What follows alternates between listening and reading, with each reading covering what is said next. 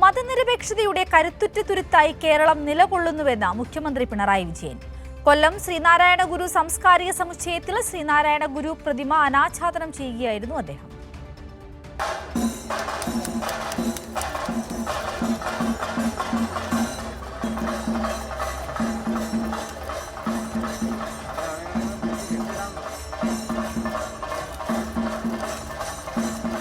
ശ്രീനാരായണ ഗുരു ജാതിക്കതീതമായി ഉയർത്തിപ്പിടിച്ച ആശയങ്ങളാണ് കേരളം ഇന്നും പിന്തുടരുന്നത്.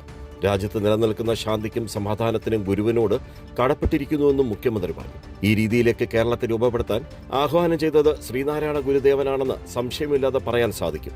നവോത്ഥാന മുന്നേറ്റത്തിൽ ഇടതുപക്ഷ പുരോഗമന പ്രസ്ഥാനങ്ങൾക്കും പങ്കെന്നും മുഖ്യമന്ത്രി ചൂണ്ടിക്കാട്ടി.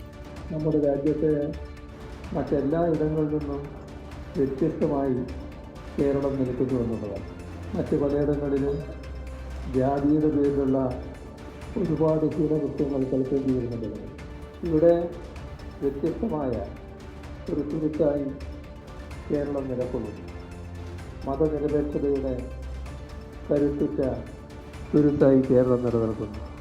ഇതിന് ദൃഢമായ അടിത്തറയിട്ടതും ഈ രീതിയിലേക്ക് കേരളത്തെ രൂപപ്പെടുത്താൻ ആഹ്വാനം ചെയ്തതും ഒരു സംശയവുമില്ലാതെ പറയാൻ കഴിയും ശ്രീനാരായണ ഗുരുവാണ്.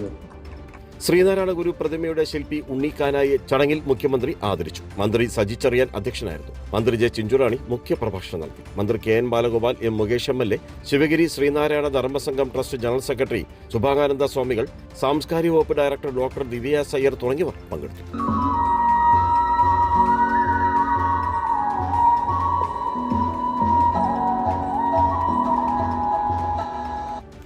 രാജ്കുമാർ, കൈരളി ന്യൂസ്, കൊല്ലം.